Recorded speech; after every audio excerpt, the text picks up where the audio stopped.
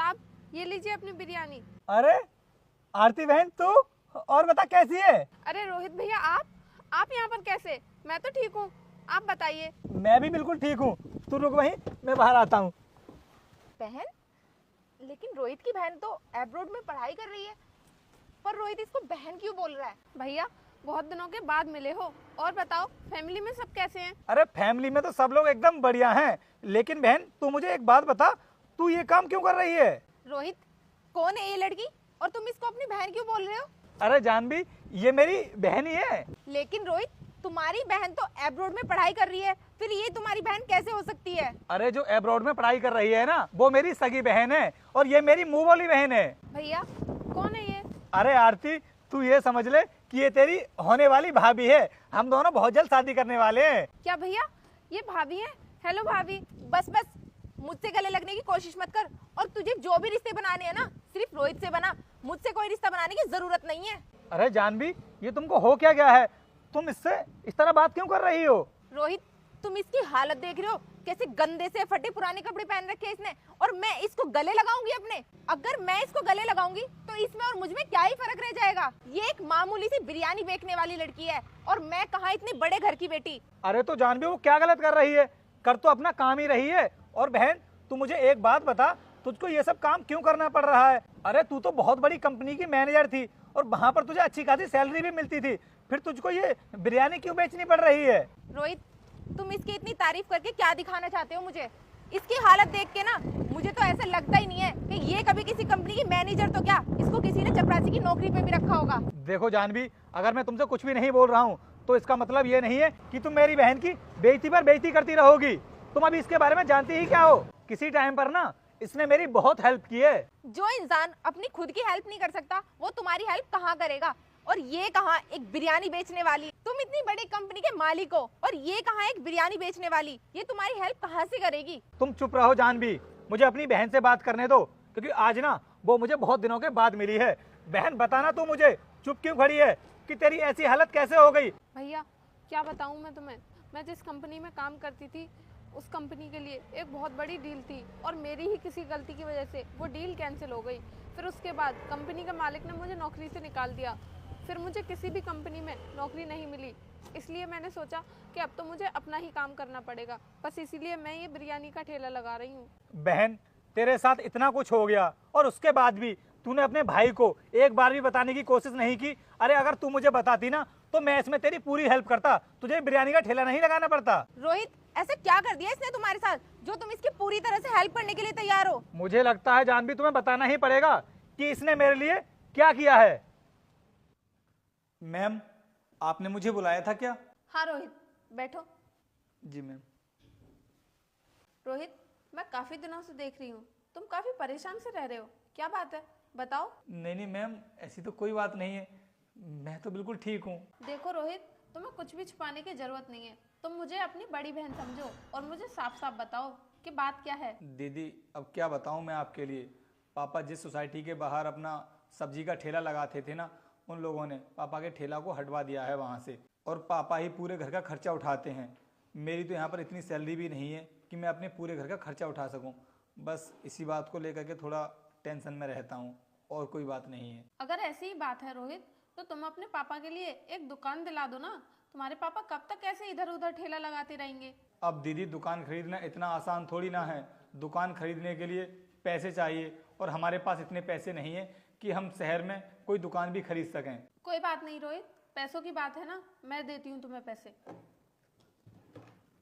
ये लो रोहित, ये पूरे 10 लाख रुपए का चेक है, और इतने पैसों में किसी अच्छी जगह पर दुकान मिल जाएगी तुम्हें। लेकिन दीदी मैं इतने पैसे इतनी जल्दी लौटा भी नहीं पाऊंगा, आप रहने दीजिए। अरे तो मैं कब बोल रही हूँ तुमसे लौटाने के लिए, तुम अपने पापा का काम शुरू कराओ बस। थैंक यू दीदी, थैंक यू सो मच। तो जानवी, आज तुम मेरे पास जो कुछ भी देख रही हो ना, ये गाड़ी, इतनी बड़ी कंपनी और बंगला, वो सब इसी की वजह से है। अगर उस टाइम पर ये मेरी इतनी हेल्प नहीं करती तो शायद आज मैं इतना बड़ा बिजनेसमैन नहीं बन पाता। जब मैं परेशानी में था तो इसने मेरी इतनी हेल्प की थी, तो क्या मेरा फर्ज नहीं बनता है कि आज ये परेशानी में है तो मैं इसकी हेल्प करूं? बहन तू चिंता मत कर, अब से ना तुझे ये बिरयानी का ठेला लगाने की कोई जरूरत नहीं है। तू मेरे साथ मेरे घर चल और मैं ना तुझे अपनी ही कंपनी में कोई अच्छा सा काम दे दूंगा, फिर तुझको ये बिरयानी बेचने की कोई जरूरत नहीं पड़ेगी। रोहित, ये तुम क्या बकवास पे बकवास किए जा रहे हो? तुम इस गरीब और गवार को घर लेके जाओगे? अगर तुम इसे अपने घर लेके गए ना तो मैं तुम्हारे साथ कभी नहीं रहूंगी। अब फैसला तुम्हारे हाथ में है कि तुम इसको अपने घर लेकर जाओगे या फिर मेरे साथ रहोगे। जानवी, जब तुमने डिसाइड कर ही लिया है तो फिर मेरे कहने का कोई फायदा नहीं है। जिस लड़की को रिश्तों की कदर करनी नहीं आती हो वो भला मेरी कदर कैसे करेगी? मैं अपनी बहन को इस हालत में छोड़ करके नहीं जा सकता। बाकी तुम खुद समझदार हो, तुम जा सकती हो यहाँ से। तुम ना इस गवार की वजह से मुझे छोड़ रहे हो रोहित, बहुत पछताओगे तुम। अरे भैया, तुम मेरी वजह से भाभी को क्यों छोड़ रहे हो? रोक लो भाभी को। बहन, जो लड़की भाई बहन के रिश्ते को नहीं समझ सकती वो भला मुझे क्या समझेगी? शायद वो मेरे प्यार के लायक ही नहीं थी। बहन तू एक काम कर, तू गाड़ी में बैठ, हम लोग घर चलते हैं। आ बहन। ठीक है भैया, चलो।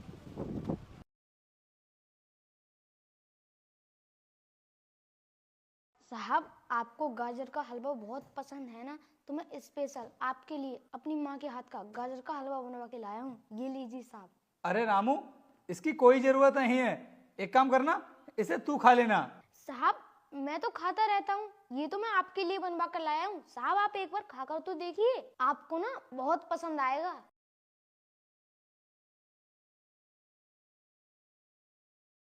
साहब, आपको देखने में भी अच्छा लग रहा है ना, आपको खाने में भी अच्छा लगेगा। आप एक बार खाकर देखिए। रामू, अभी तो मैं नहीं खा पाऊंगा इसे, क्योंकि अभी थोड़ी देर पहले ही मैंने लंच किया था। मैं ना इसे बाद में जरूर खा लूंगा। तू अभी जा यहाँ से। हाँ ठीक है साहब, लेकिन आप मुझे खाकर जरूर बताना कि कैसा लगा आपको। अब इन गरीब लोगों की इतनी औकात हो गई कि हम इनके हाथों की बनी हुई चीजें खाएंगे। अरे ये तो बहुत दूर की बात रही, मैं इसके घर का पानी तक ना पीऊं। हम कहाँ अमीर लोग, वीआईपी लोग, और हम तो हमेशा वीआईपी चीजें ही खाते हैं। पता नहीं कितने गंदे हाथों से बनाया होगा और इसमें क्या क्या डाला होगा।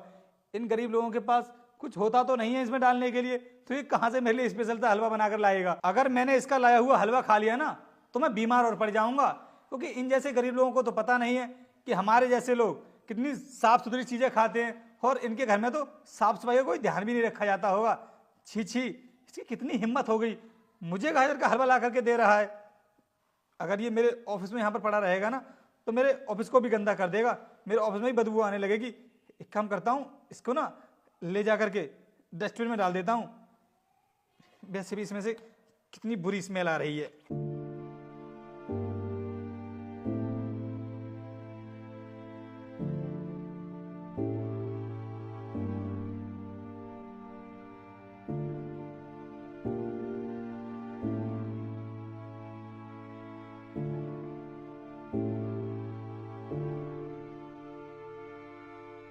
अरे ये क्या चीज है?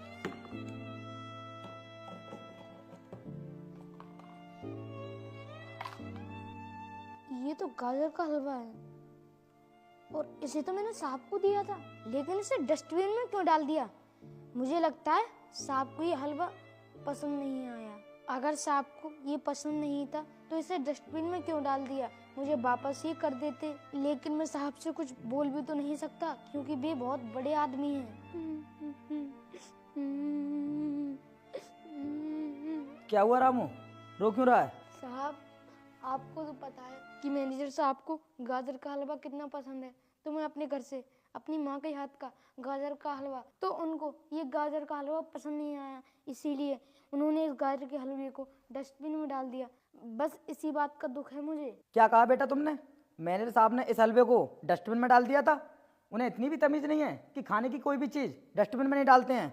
बेटा तू चिंता मत कर, मैं उनसे पूछूंगा कि उन्होंने ऐसा क्यों किया। ठीक है साहब। ठीक है बेटा। Good morning sir. Very good morning. Sir कुछ ही दिनों में ना मेरी सिस्टर की शादी है, तो उसी का कार्ड देने के लिए आया था मैं आपके लिए। ये लीजिए सर। अपने पास रखो इस कार्ड को। मैं तुम्हारे से गरीब लोगों की शादियों में नहीं जाता हूँ। पहले अपना स्टेटस बनाओ, उसके बाद मुझे इनवाइट करना, समझे ना? सर आप ये किस तरह बात कर रहे हैं मुझसे? आज से पहले तो आपने कभी मुझसे इस तरह बात नहीं की है, फिर आज आपको क्या हो गया है? रोहित, इस बात को तुम भी अच्छे से जानते हो कि शादियों में अपने स्टैंडर्ड के हिसाब से जाया जाता है, और तुम लोगों की इतनी औकात नहीं है कि तुम मुझे इनवाइट कर सको, क्योंकि हमें अपनी भी तो रेपुटेशन देखनी है। अगर हम तुम लोगों की शादी में जाएंगे तो फिर हमारी क्या इज्जत रह जाएगी? सर वैसे तो मुझे आपसे ये बात बोलनी नहीं चाहिए, लेकिन फिर भी मैं आपसे जरूर कहूंगा, क्योंकि आपको ना अब अपने पैसों का बहुत घमंड हो चुका है। ये तुम बोल रहे हो रोहित? अरे तुम्हें तो दूसरों की इज्जत खुद करनी नहीं आती है और तुम मुझे सिखा रहे हो। सर मैं कभी किसी के साथ में ऐसा नहीं करता जो आज आप मेरे साथ में कर रहे हैं। मुझे लगता है रोहित तुम चीज़ों को बहुत जल्दी भूल जाते हो। याद करो तुमने रामू के साथ में क्या किया था।